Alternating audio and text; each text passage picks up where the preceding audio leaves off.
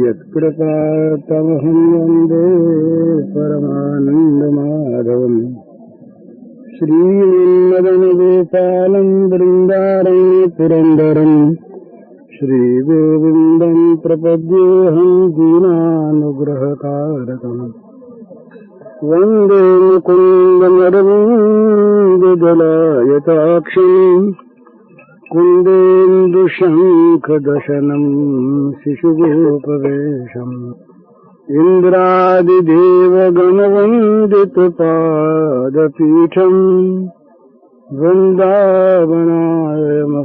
वसुदेवसूनम् नवजलधरवर्णं चम्पकोद्भासिकरणम्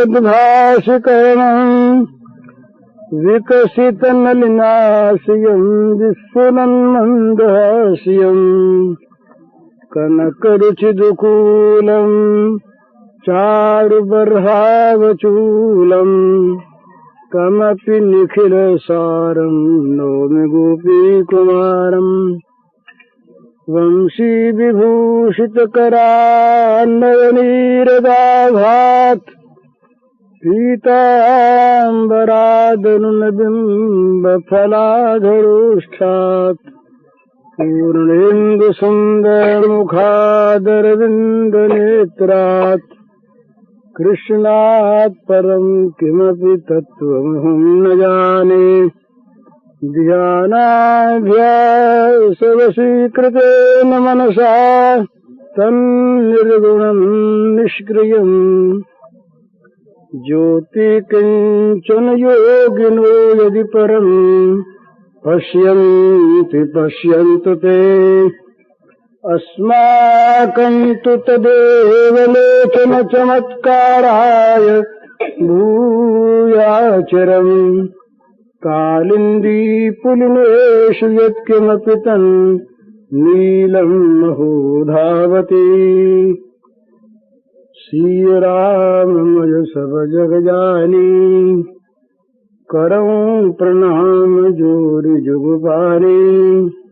आप समस्त महानुभावों और देवियों के रूप में प्रकट भगवान के चरणों में नमस्कार।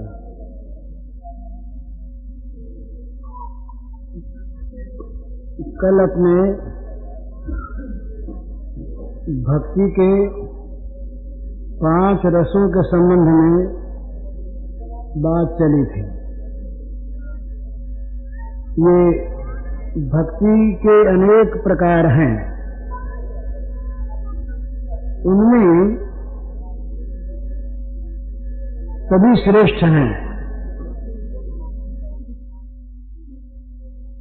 2 प्रकार की भक्ति खास रूप से मानी जाती है। एक वैधी भक्ति, दूसरी रागात्मिका भक्ति। वैधी भक्ति में विधिवत भक्ति होती है, विधि पूर्वक भक्ति होती है। भगवान के साथ संपर्क रहता है भक्त और भगवान का अवश्य, पर उसमें बड़ा डर है भगवान कहीं नाराज न हो जाएं, भगवान कहीं बुरा न मान लें। इस प्रकार से वैधी भक्ति में जितना ध्यान नियमों का रहता है उतना ध्यान चित्त की रति का नहीं रहता। कोई नियम कहीं पर भी किसी प्रकार से भी टूट न जाए।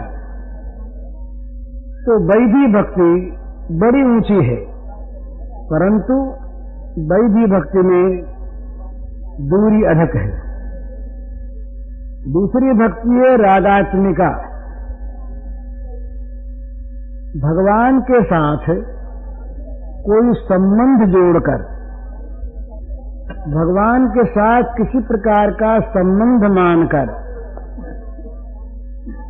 उस संबंध की जैसी आसक्ति होती है उस आसक्ति के अनुसार चित्त का भगवान में अनुरक्त हो जाना, ये है रागात्मिका भक्ति।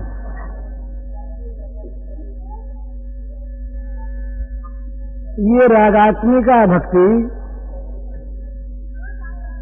अयोध्या के ब्रज के निवासियों में थी जिस समय भगवान का प्राकट्य था, द्वारिका वासियों में थी, मथुरा वासियों में थी, चित्रकूट निवासियों में थी। तो इसमें चार भाव हैं प्रधान: दास्य, सख्य, वात्सल्य और मधुर। पर इनमें पहला भाव जो है वो शांत भाव है। समझने के लिए दृष्टांत के रूप में कल अपने बात हुई थी, सदाचार हो, सदाचार की सब भक्तियों में आवश्यकता है। सदाचार हो, भगवान के प्रति चित्त में अनुरक्ति हो, श्रद्धा हो। भगवान सर्वोपरि तत्व हैं, सर्वात्मा हैं, सर्वेश्वर हैं, सर्वलोक महेश्वर हैं, सर्वलोकाधिपति हैं, सर्व साक्षी हैं, सर्वतो चक्षु हैं, सर्वदृष्टा हैं। इस प्रकार भगवान की महत्ता का, भगवान के पद का, भगवान के तत्व का, भगवान के गौरव का ध्यान हो और भगवान के प्रति पूज्य भाव से अपने सारे कर्म भगवान को अर्पण करते हुए भगवान की पूजा की जाए। ये शांत भक्ति है। शांत भक्ति में भगवान के साथ किसी प्रकार का व्यक्तिगत संबंध नहीं होता। जैसे एक कल अपनी बात हुई थी, एक कोई राजा है और उस राजा की जितनी भी राजभक्त प्रजा है, तो सारी प्रजा के सारे लोगों का राजा के साथ प्रजा के नाते अपनत्व का संबंध है। वे राजा की भक्ति करते हैं और राजा प्रजा के नाते सबके साथ, प्रत्येक प्रजाजन के साथ सद्व्यवहार करते हैं, सबका संरक्षण करते हैं, पालन करते हैं, पोषण करते हैं, सबके सुख दुखों को देखते हैं, उनका निवारण करते हैं। परंतु ये आम तौर पर, साधारण तौर पर किसी के साथ खास व्यक्तिगत संबंध नहीं है। ये मानो शांत भक्ति है, बड़ी ऊंची चीज। अब कल जैसे बात हुई थी, शांत, इस शांत वृत्ति में से ही, शांत रस में से ही दास रस की उत्पत्ति होती है। भगवान के प्रति भक्ति है, भगवान के प्रति श्रद्धा है, भगवान के प्रति परम पूज्य भाव है, भगवान को रक्षण करता, प्राण करता, पालन करता, पोषण करता मानते हैं। उसी प्रकार भगवान भी भक्त वत्सल, प्रजावत्सल भगवान सारी प्रजा के, प्रजाजन के नाते प्रत्येक का वो कल्याण करते हैं।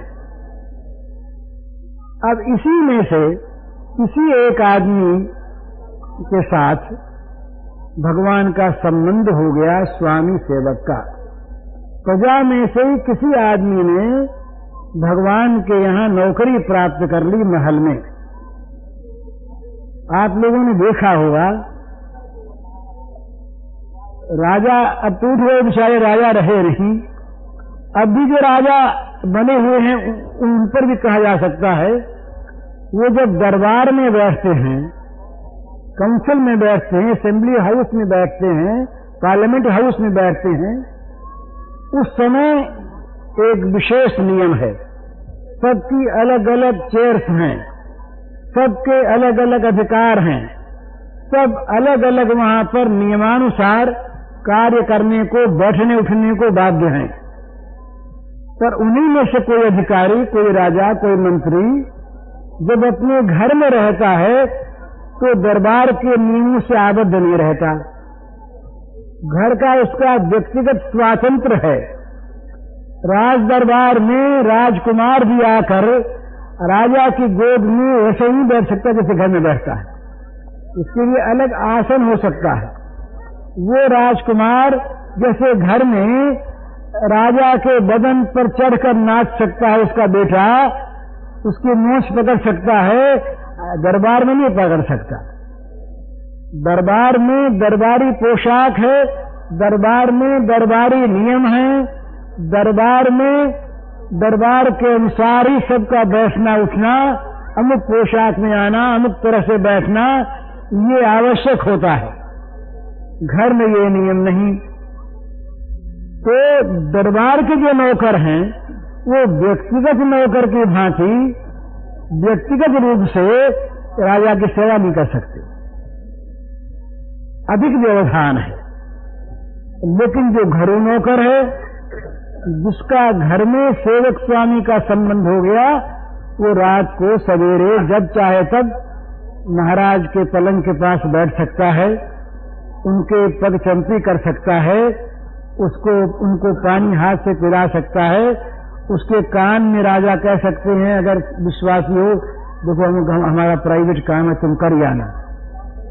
गुप्त बात भी अपनी विश्वासी नौकर को कह सकते हैं।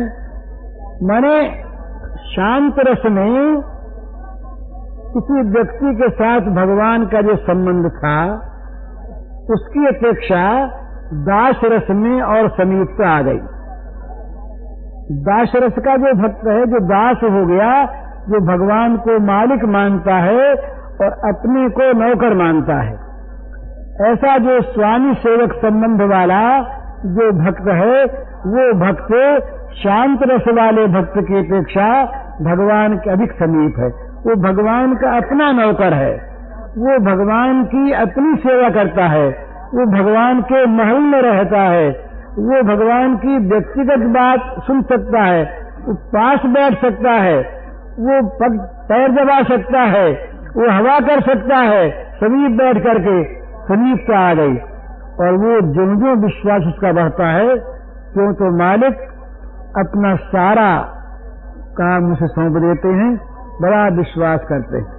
तो ये दास रस जो है, ये शांत रस की अपेक्षा अधिक निकट संबंध वाला, इसमें व्यक्तिगत संबंध हो गया।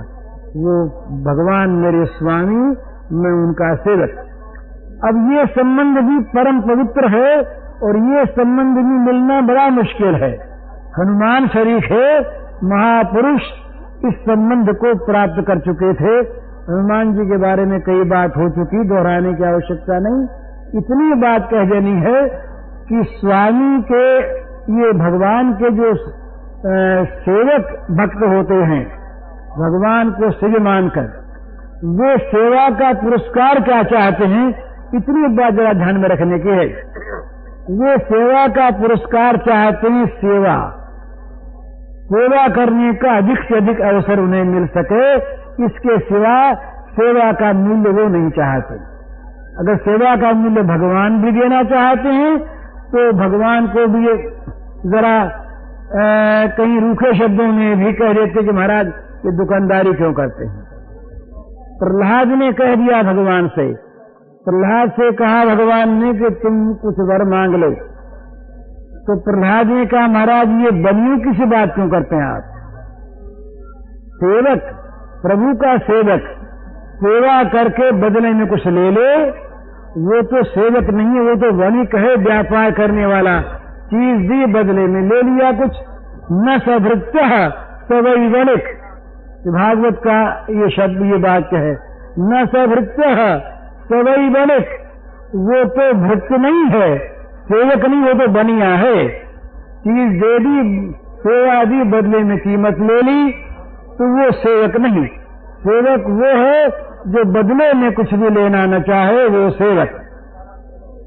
तो ये बात इस दास भक्ति में सबसे अधिक ध्यान में रखने की है कि भगवान का दास, वो दास भक्त जो है, वो केवल यही चाहता है कि मुझे सेवा का सुअवसर अधिक से अधिक मिलता रहे और सेवा करने की मेरी शक्ति अधिक से अधिक बढ़ती रहे।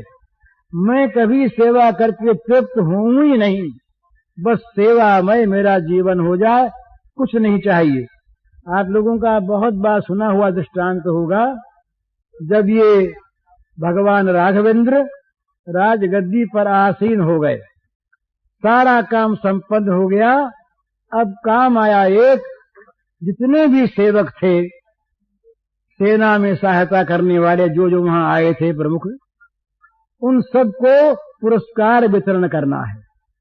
राम जी ने स्वयं प्रस्ताव किया कि मेरे सेवकों को इनाम बांटना है।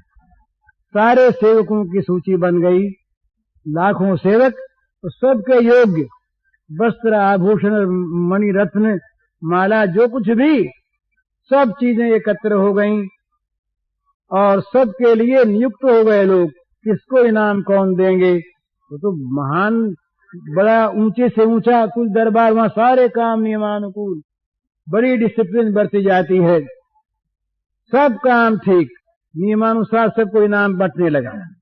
सारा दरबार लगा है और इस दरबार को देखने के लिए ये आज महान महोत्सव है। अवध में करोड़ों करोड़ों व्यक्ति वहां पर उपस्थित है। दरबार में दूर दूर के लोग आए हैं, सेठ साहूकार लोग हैं, सामंत सरदार लोग हैं, सेनापति लोग हैं, विद्वान ऋषिगण हैं, विदुषियां हैं, अलग एक और महिलाओं के लिए सुंदर प्रबंध है। आज देखना है कि राम का इनाम किन किन को मिलता है। सब लोग इनाम पाने के लिए समुत्सुक हैं। अब कि हमारा नाम आवेगा, अब कि हमारा नाम आवेगा, और कहीं हमको राम जी ने अपने हाथ से इनाम दिया तो हम निहाल हो जाएंगे।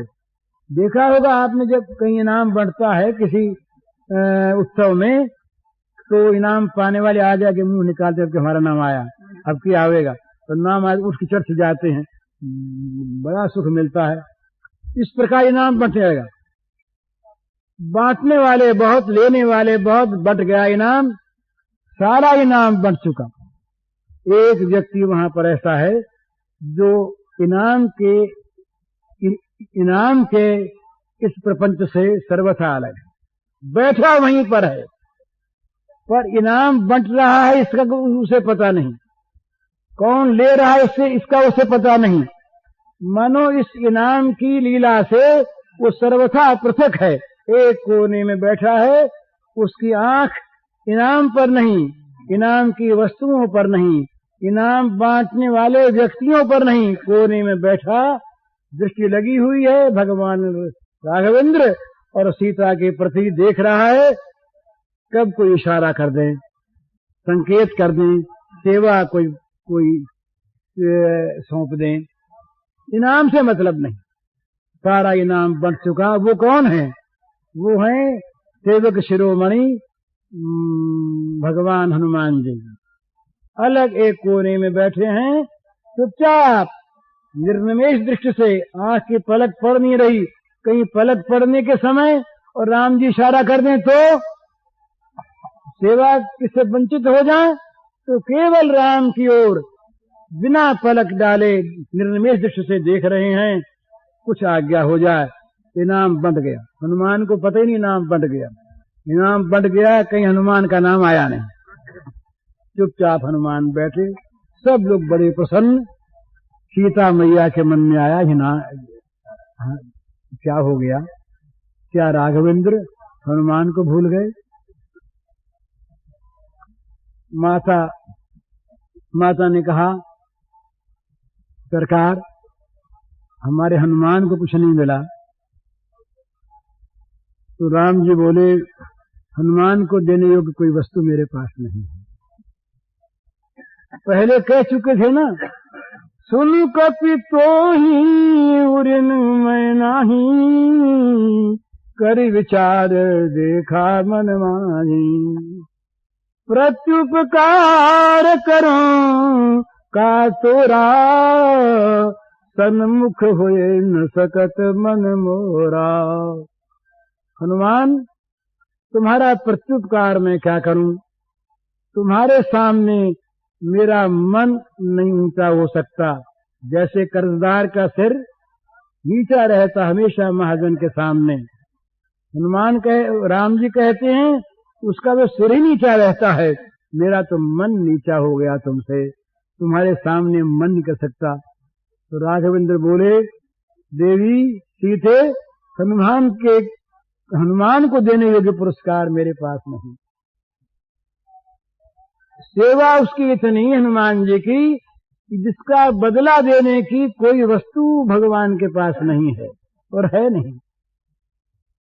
मैया के मन में आया, हनुमान का मत बढ़ाना था, मैया के मन में आया, ये जो मैं हार पहने हुए हूं, ये कुबेर के यहां से रावण लाए थे और रावण के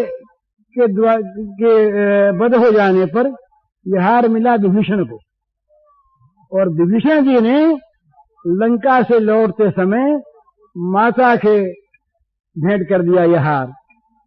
तो वो कुबेर का अमूल्य हार श्री जगत जननी सीता जी पहने हुए थी। उनके मन में आया, हार तो मेरे गले का, ये दे दूं मैं।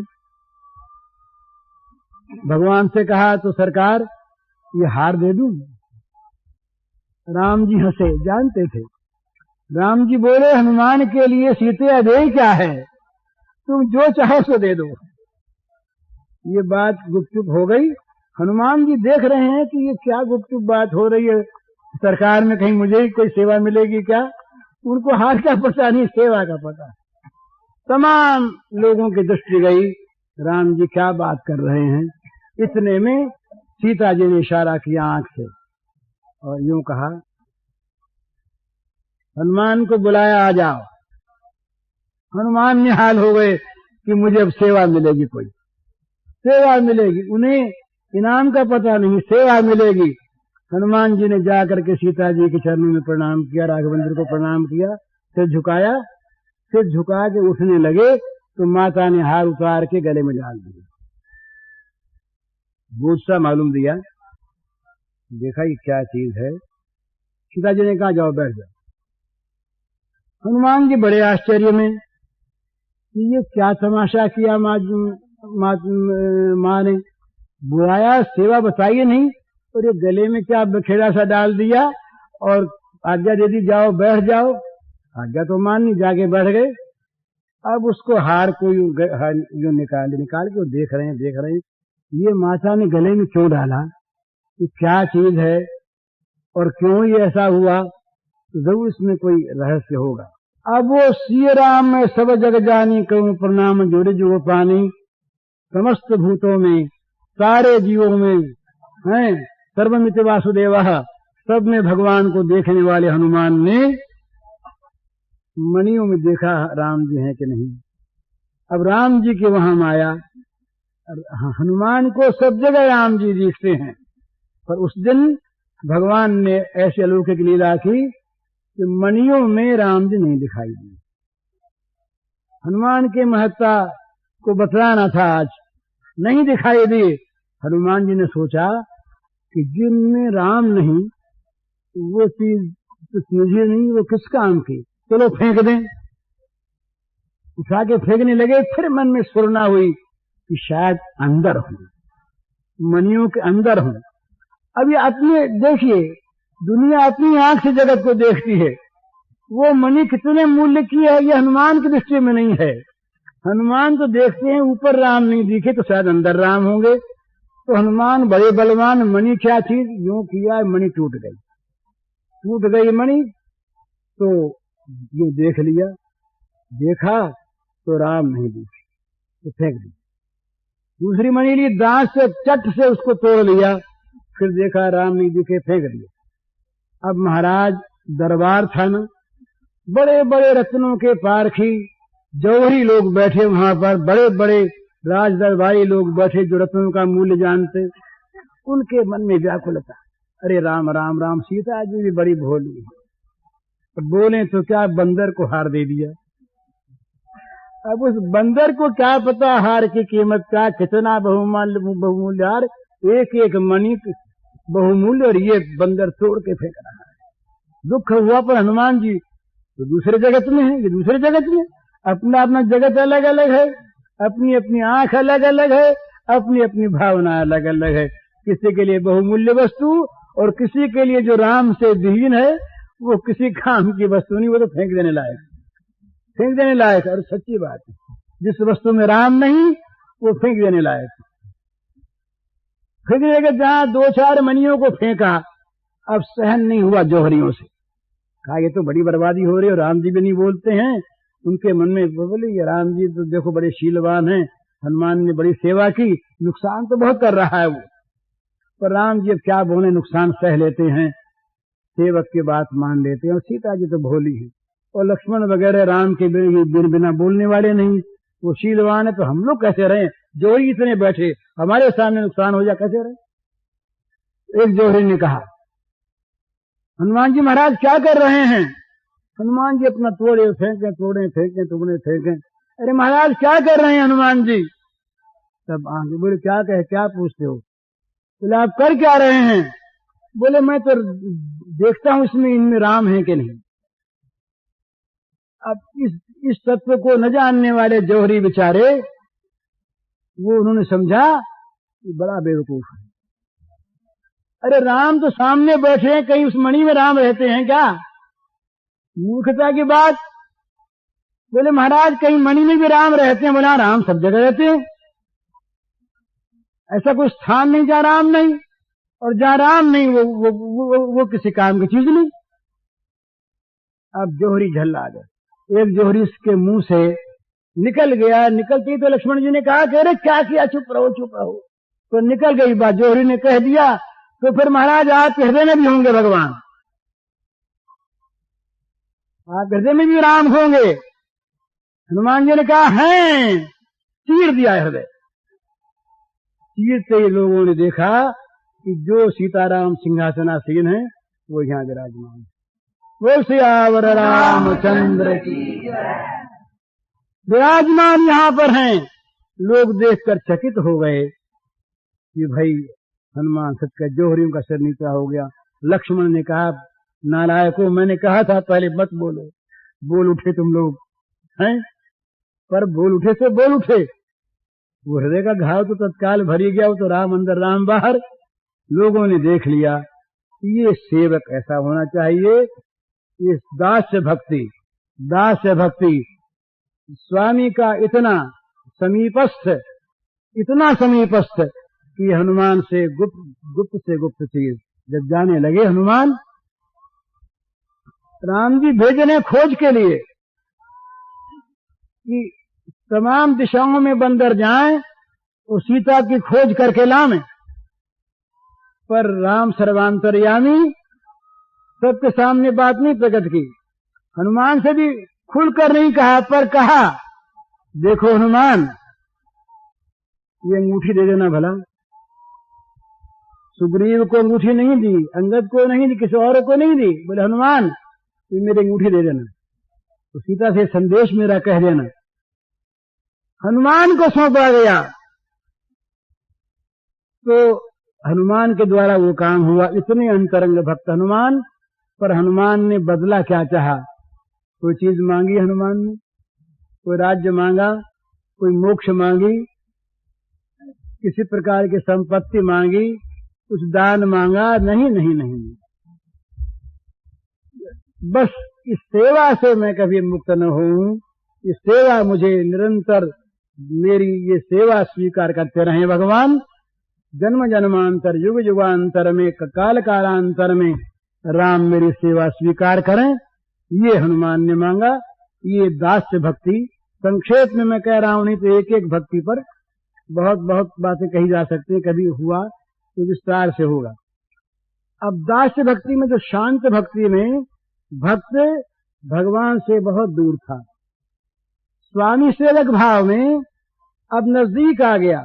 अब वो भगवान राम का, अब वो अपने भगवान का नौकर हो करके उनके समीप बैठने योग्य, उनके मुंह से उनकी वाणी सुनने योग्य, उनसे आज्ञा प्राप्त करने योग्य, उनकी आज्ञा का पालन करने योग्य निकट हो गया, निकट हो गया। परंतु स्वामी सेवक भाव में क्या है, जरा ध्यान दीजिएगा, इन भाव की चीज है। सत्कार है, सत्कार है। मन में ये डर है कहीं अपमान मालिक का न हो जाए। मालिक के बराबर नहीं बैठता सेवक, चाहे कितना ही विश्वासी हो, नीचे बैठेगा। मालिक के कान में कान लगा के बात नहीं करेगा, मालिक के गले में बांह नहीं डालेगा। एक सत्कार की भावना है, सम्मान की भावना है, एक भय की भावना है, दूरी है, कुछ दूरी है।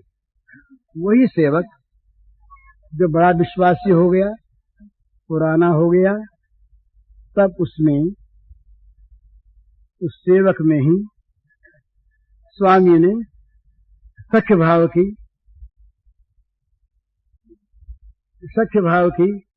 वो वस्तु दे दी, उसको सखा मान लिया। सुग्रीव पहले दास ही था, सखा मान लिया। सखा मानने के बाद और निकट आ गया वो जो आदर का भाव था, समादर का भाव, सत्कार का भाव वो है, पर कुछ और निकट आ गया।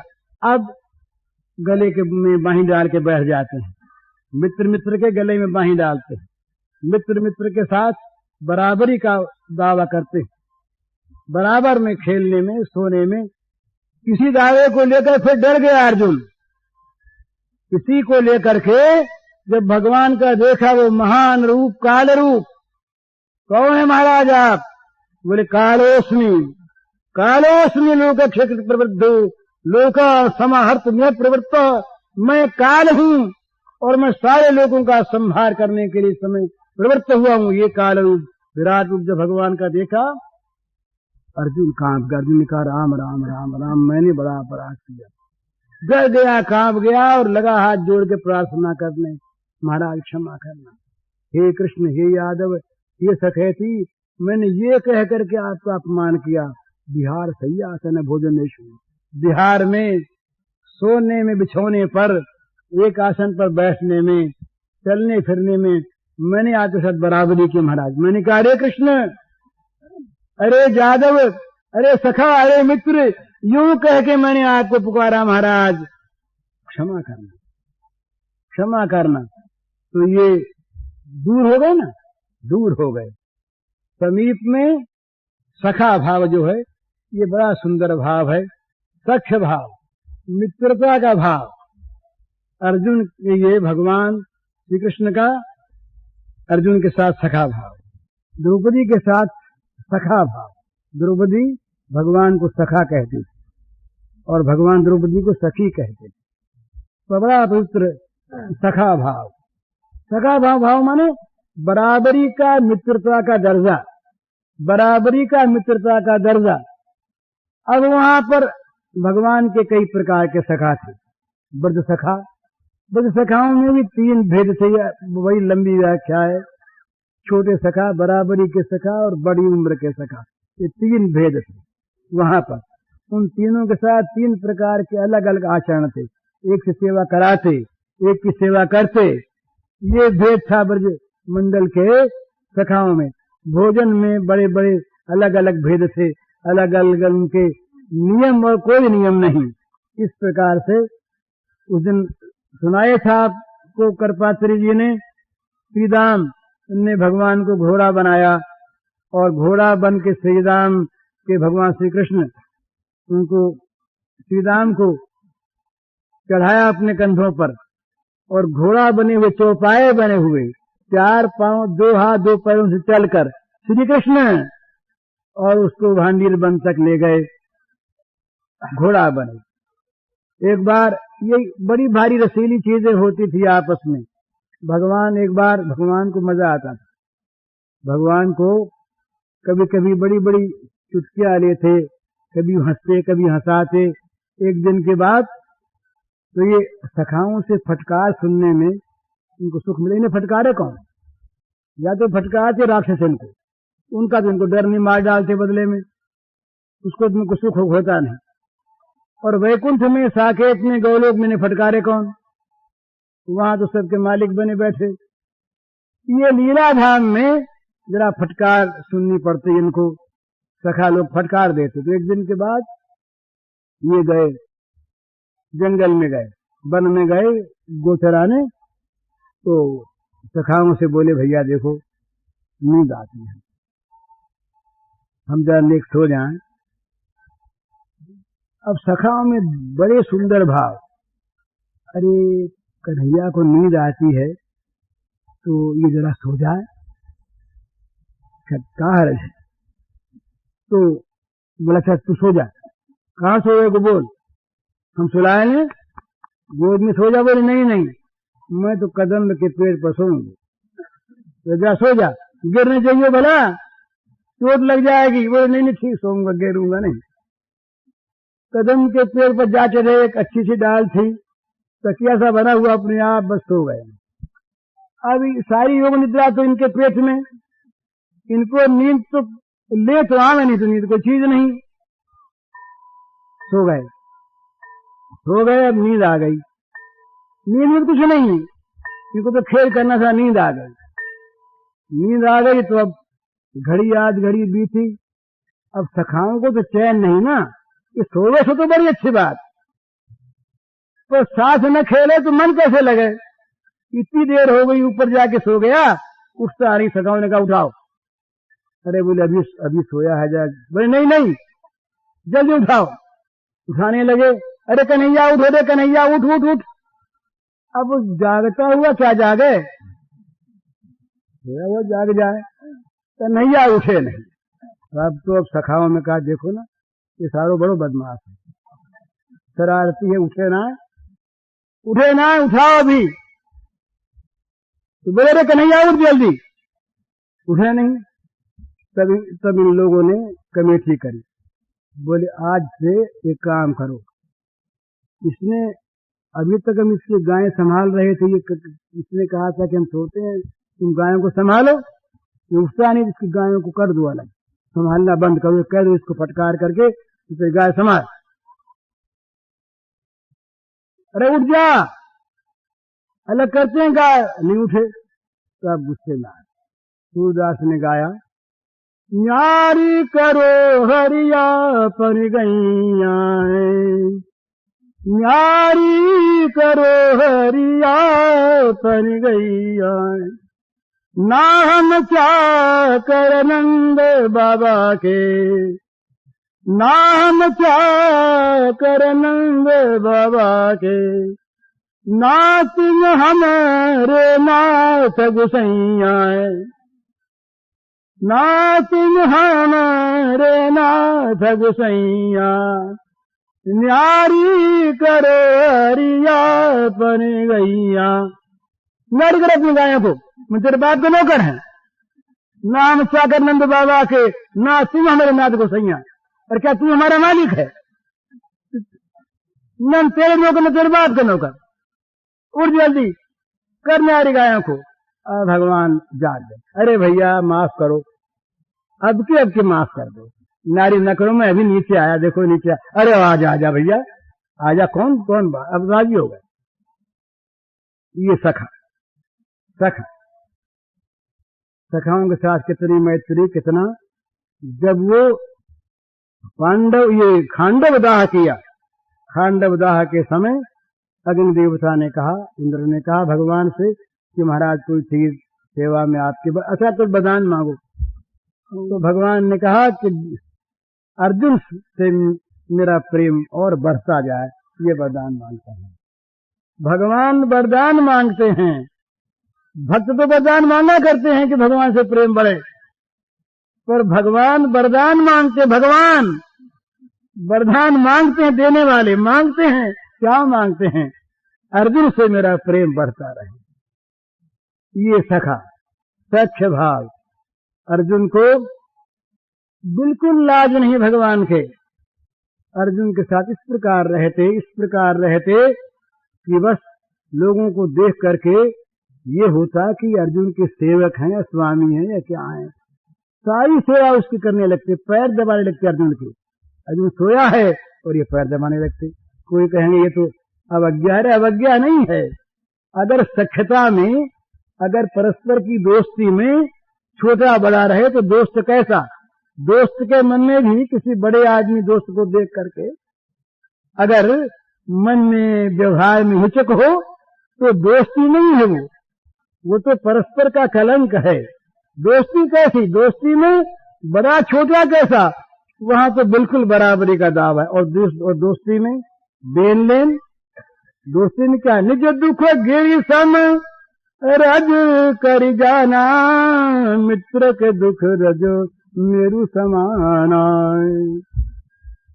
यूरोप में एक जगह दो दोस्त रहे, दो मित्र रहे, ये सच्ची घटना है। दो मित्र रहे, उनमें से एक मित्र से कोई अपराध बन गया। अपराध बन गया तो उसको सजा हुई मृत्यु की, दंड मिला मृत्यु का। दूर देश में रहते थे तो पूछा गया कि तुम घर जाना चाहते हो? बोले हाँ चाहते तो हैं। तो बोले भाई बदले में कोई आदमी दो। ये बात है उसके एक दोस्त ने ही कि तुम घर हो जाओ ना। तो बोले घर कैसे जाए? कहा तुम्हारे बदले हमारा नाम लिखा दो, सीधी तो बात है, तुम आ जाना फिर हो जाएगा काम। मित्र के मन में ये कि ये घर चला जाए और बदले में मैं इसके यहाँ कैद हो जाऊं और ये आवे नहीं, टाइम पर ये आवे नहीं, मुझे फांसी हो जाए तो मेरा मनोरथ पूरा हो जाए। ये मनोरथ बना, नाम लिखवा दिया उसने। 3 महीने का टाइम मिला। 3 महीने में अमुक दिन ये अगर लौट के ना आ जाए तो बदले में जो यहाँ पर हैं इनको फांसी हो जाएगी। रोज भगवान से मनाऊं, हे भगवान ऐसा विघ्न डाल देना वो आने न पावे और मुझको फांसी हो जाए। भला उधर वो इस सावधानी से दिन बिता रहा है कि कहीं देर न हो जाए मेरे पहुंचने में। 3 महीने हो गए, आखिरी दिन है। ये इसने जेलर को बुलाया, कहा जेलर साहब आज दिन पूरा हो गया है, तुम्हें फांसी लगाओ। उसने कहा कि अभी शाम तक समय है। बोले नहीं नहीं, दिन पूरा हो गया, आप अनियम की बात क्यों करते हैं? फांसी लगानी पड़ेगी। समय बीतता गया, फांसी के तख्ते पर ले गए। लगने वाली फांसी है, इतने में वो दूर से घोड़ा दौड़ाता हुआ आया। सरबत घोड़ा दौड़ रहा है, ठहरना ठहरना, मैं आ गया, मुझे फांसी लगेगी, मैं आ गया।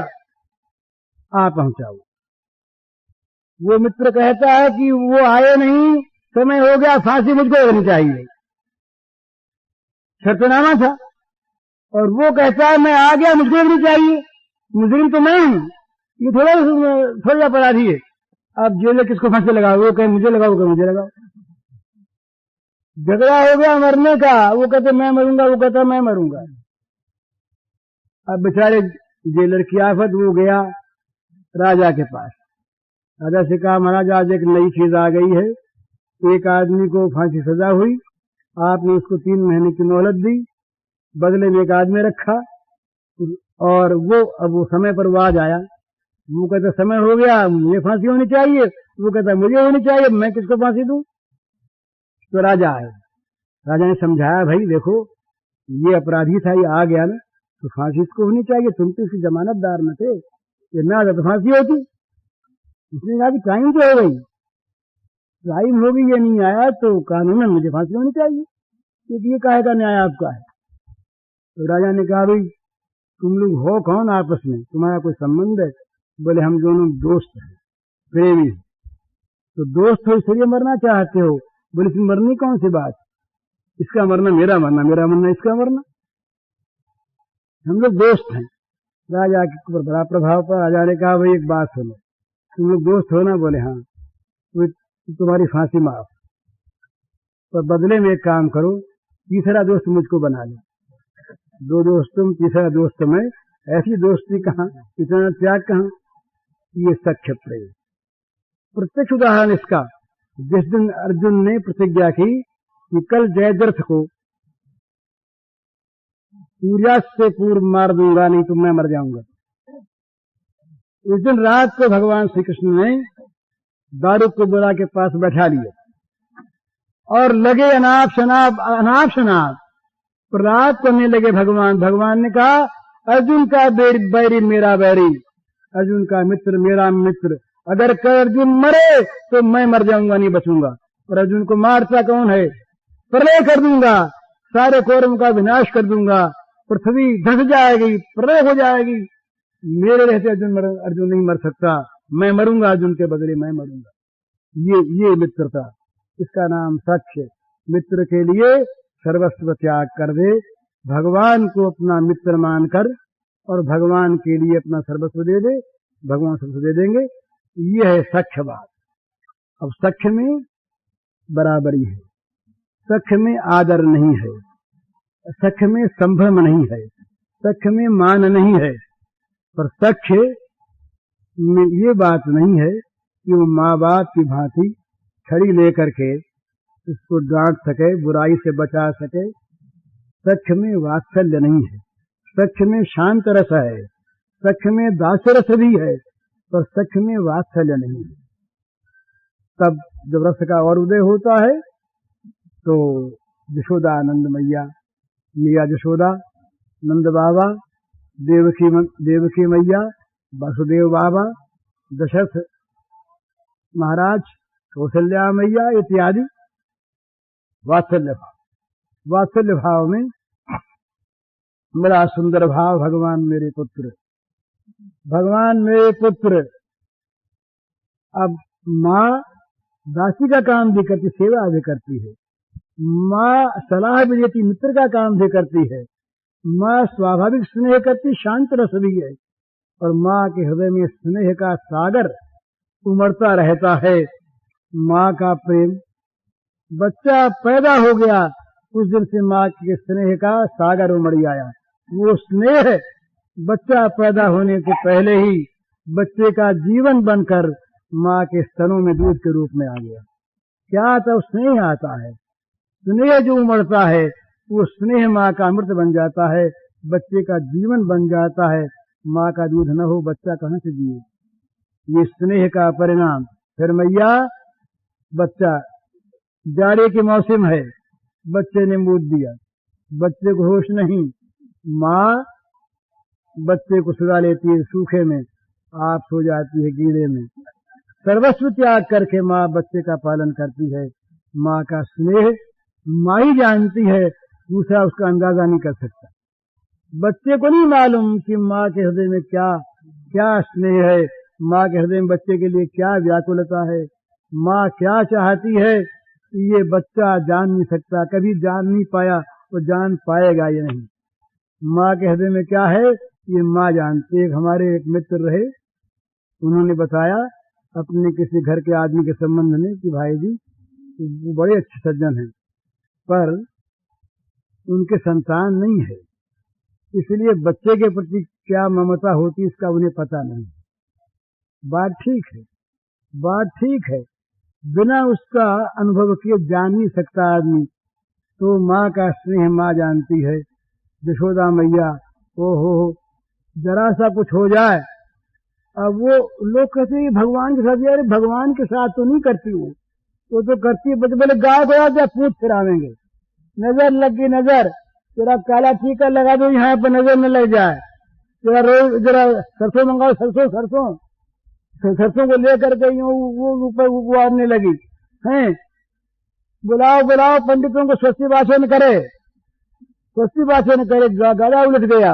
अब माँ का चिंता लग गई, अरे कोई राक्षस ने उल्टा दिया, कोई ग्रह दोष आ गया, तो अब स्वस्ति भाषण कराओ, अब इसका ये नून राई की वो धूनी दो, इसको धूनी दो, नजर वजर न लग जाए, कहीं कोई डाकनी शाकनी आकर के। और बच्चे, ये माँ का हृदय चाहे कितना ही इस पर लोग बोलते रहें, माँ का जो हृदय है, माँ में जो स्नेह है, वो स्नेह तो ये वहम करता ही रहेगा, करते ही रहेगा। वो बड़े ज्ञानी कोई माँ बन जाए, वो भले कह दे कि मैं नहीं करती, पर वो उसका हृदय फिर पत्थर हो जाता है। वो हृदय नहीं, माँ से रहा कैसे जाए? ऐसे वो ये राम आए, राम लक्ष्मण जब आए लौट करके, तो मैया के मन में आया कि अरे राम राम राम, ये मेरे छोटे से बच्चे देखो ना कितने सुकुमार हैं, और कहा इन्होंने रावण को मारा। ना झूठ बात, अब दोनों को बुला करके गोद में बैठा दिया। एक तरफ राम को बैठाया, एक तरफ लक्ष्मण को बैठाया। बैठा करके कभी सिर पर हाथ फेरती है, कभी गाल पर, कभी फिर बाँह देखती है। ये बाँह तो बड़ी कोमल है भाई, इन बाहों से। और राम ने रावण को मारा और इन बाहों से लक्ष्मण ने मेघनाथ को मार दिया। राम, ये नहीं हो सकता, इन्होंने नहीं मारा, ये तो मेरे सुकुमार बच्चे, ये तो वशिष्ठ जी के आशीर्वाद से हो गया हो। ये गुरु महाराज के आशीर्वाद ने और उनको मार दिया, उनका पाप उनको खा गया जी। राम का भी नाम हो गया, राम थोड़ी मार सकता। अब बच्चे माँ की दृष्टि में सुकुमार बच्चे। फिर कहती है माँ, भैया कहीं चोट तो नहीं लगी युद्ध में तुमको? कहीं कहीं लगी, कोई घाव वाव नहीं हुआ ना? तुम लड़े नहीं हो गया भैया, तुम कहाँ को लड़ने को जाते? लड़ते तो घाव नहीं लगता क्या? तुम तो आराम से रहे होगे। ये मातृ स्नेह, जरा सा भी कुछ हो जाए माँ के मन में फिर कितनी बात रहती। इस प्रकार भगवान की माँ बन जाए भक्त।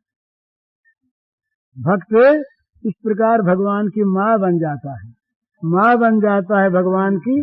अब वो भगवान को बैठा लिए हमारे एक महाराज, एक डालमिया रहा घासी राम, मर गया। वो हम बम्बई मकान में रहते थे, देखने में लोग कहते फालतू आदमी है। हमने उसको देखा, घासी राम नाम था। तो हम बम्बई में एक मकान में थे, उसी में वो रहता था नीचे। उनसे पत्नी उतनी नहीं थी, वो अकेला था। बाजार जाया करता, दराई खाता, तो उसके एक गोपाल जी थे, तो उसका बात्सल्य भाव। तो गोपाल जी नहीं कहता, गोपालिया कहता, गोपालिया। तो दिन में 4-5 दफे वो बाजार से आता, आगे देखता, जैसे कुछ प्रसाद लगा देता, फिर चला जाता, पानी रख जाता, फिर चला जाता। एक दिन मैंने पूछा कि तुम बार बार क्यों आते हो, भगवान के भोग 2 वक्त लगा दिया करो। तो बोले भाई जी आपको मालूम नहीं है, गोपालिया को न मालूम कई बार भूख लगती है, तो कई बार इसको प्यास लगती है। माँ थोड़ी घर में बैठी है, माँ तो गई इसकी मर, माँ तो इसकी गई मर। अब मैंने ऐसे मानू तो ये भूखा रह जाए, ये प्यासा रह जाए, मर जाए, सब मर जाए।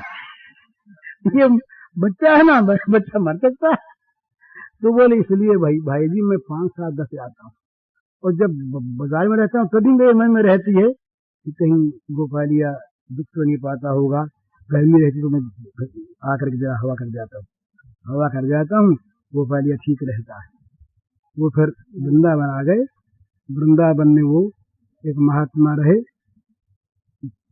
चिरावा के, राधिका दास जी, राम प्रसाद जी था उनका नाम। बहुत बड़े महान पंडित थे, वो मिर्जापुर धरसाया में रहते थे। उन्होंने मुझको बताया कि घासीराम यहाँ आके रह गए। एक दिन बोले कि पंडित जी आज तो गोपालिया आया था, वो कह गया कि अब तो मेरे साथ है, तो कल उसके साथ जाऊंगा। उन्होंने कहा ऐसे हंसी की बात है। सवेरे वो जमुना जी नहाने गए, वापस लौटे नहीं, एक पत्थर के नीचे रुक्का मिला कि मैं गोपालिया के साथ जा रहा। जमुना में बह गई, क्या हुआ उसको पता नहीं। तो उसके बाद ये चिरावा कहते, घासीराम डालमिया नाम था उनका। अब भाव है वो बाप बन गए, तो गोपालिया बेटा बन गए। वहां उनको कुछ बनने उनने में लज्जा नहीं है। बेटा बन जाए, बाप बन जाए, नौकर बन जाए, पति बन जाए, भाई बन जाए, कुछ भी बना लो, पर उसमें भाव क्या है? रागात्मिका भक्ति, जिसमें आसक्ति बने। भजन किसी चीज को लेकर के, किसी आकांक्षा को लेकर के, किसी कामना को लेकर के, किसी हेतु को लेकर के जो होता है वो होता है वैध। यहाँ कोई कामना नहीं है, कोई हेतु नहीं है। अरे बेटा है, उसको माँ कैसे न पाले? बेटा है, अब उसको माँ को समझाओ कि तू क्यों वो करती है, क्यों ऐसा करती है। वो कहेगी अरे तेरे बेटा जाया नहीं, ये तो मैंने जाया है ना इसको, मेरा बेटा है, मुझको मालूम है इसके साथ मेरा क्या स्नेह, तू क्या जानता है। इसी प्रकार बहुत लोग समझाते, कौशल्या मैया को समझाने आए जब राम जी बन गए, यशोदा मैया को बहुत ने समझाया किसी की बात नहीं मानी यशोदा मैया ने, और यशोदा मैया का नाम कौशल्या मैया ने, उनके आंसू बंद हुए ही नहीं। तो इस प्रकार से ये भक्ति करनी नहीं पड़ती। आसक्ति की भक्ति में और वैदिक भक्ति में अंतर है। वैदिक भक्ति में विधि का ज्ञान है और विधिवत भक्ति करनी पड़ती है, और आसक्ति की भक्ति में भक्ति अपने आप होती है, करनी नहीं पड़ती। अरे भाई, हम बोले हमारा मित्र है, अब मित्र के साथ प्रेम का बर्ताव अपने आप का कर रही, इसमें कोई कर्तव्य थोड़ा ही है। एक तो होता है कि भाई ये हमारा करना कर्तव्य है, बिना अगर न करेंगे तो कर्तव्य का पालन नहीं होगा, न करेंगे तो वो नाराज हो जाएंगे, न करेंगे तो हमारा काम सफल नहीं होगा, न करेंगे तो हमारे नियम में बाधा आएगी, न करेंगे तो हमारी बिजनेस हो जाएगी, न करेंगे तो हमारी श्रद्धा पर लोग क्या कहेंगे। ये भक्ति जो है ये किसी हेतु को लेकर के भक्ति करवाती है, इसका नाम वैदिक भक्ति। लेकिन जहाँ मन की आसक्ति है, चाहे पुत्र के नाते हो, चाहे मित्र के नाते हो, और चाहे स्वामी के नाते हो, आसक्ति है, अब वहाँ भक्ति करनी पड़ती। वो किसी काम से नहीं करता वो भक्ति, श्रद्धा वृद्धा का काम नहीं है यहाँ पर। श्रद्धा की भक्ति दूसरी होती है, वो और चीज। श्रद्धा नहीं, बेटे में क्या श्रद्धा करेगा? मित्र में श्रद्धा क्या है? वो तो अपना भाई साथ खेलने वाला है, वो बेटा है, उसके साथ उसमें श्रद्धा कैसी है? परंतु क्या करें, माँ का मन मानता नहीं उसकी भक्ति किए बिना, सखा का मन मानता नहीं मित्र का उपकार किए बिना, सेवक का मन मानता नहीं स्वामी की सेवा किए बिना। ये आसक्ति की भक्ति, इसलिए इसका नाम है रागानुगा भक्ति। रागानुगा ये भक्ति होती है, करनी नहीं पड़ती, ये छूटती नहीं। चाहे संबंध छूट जाए, वो न माने संबंध, पर जिसके मन में स्नेह है उसका संबंध छूटता नहीं। तो स्नेह युक्त से जो आसक्ति होती है, उससे जो भक्ति होती है, उसका नाम रागानुगा भक्ति। तो रागानुगा भक्ति के ये तीन भाव आए। तीन भाव आए कौन से? दास्य, सख्य और वात्सल्य। वात्सल्य में सख्य भी है, वात्सल्य में दास्य भी है, और वात्सल्य में शांत भी है। सख्य में वात्सल्य नहीं है, सख्य है, दास्य है, शांत है। और दास्य में सख्य वात्सल्य नहीं है, दास्य में दास्य है और शांत है। अब जो पांचवा जो रस है वो है मधुर रस। मधुर रस में माधुर्य भी है, उसमें वात्सल्य भी है, उसमें सख्य भी है, उसमें दास्य भी है, और उसमें शांत भी है। जैसे पतिव्रता पत्नी अपने स्वामी के प्रति स्वाभाविक अनुरक्त है, शांत भाव है, वो सेवा के समय सेवारत है, उसके समान सेवा करने वाला कोई नहीं, अकपट सेवा करती है, निरावरण सेवा करती है, तो वो परम दास्य भाव है। उसमें सलाह देती है, सलाह करते हैं आपस में, विपत्ति से बचाना चाहती है, अच्छे मार्ग में लगाना चाहती है, सत परामर्श से उसकी सहायता करती है, सख्य भी है। और जब भोजन कराने बैठती है तो माँ का हृदय बन जाता है उसका, किसी प्रकार से अच्छे से अच्छा भोजन इन्हें करा दें। ये रामायण में आया है, रघुवंश में आया है। कहते हैं कि ये जो सती ये जो सीता जी है, क्या भाव है इनके, ये इस प्रकार से ये दासी भी हैं, सखी भी हैं, और मातृभावापन्ना भी हैं, और ये प्रेयसी भी हैं।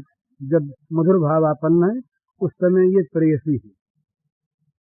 तो मधुर भाव में पांचों भाव हैं।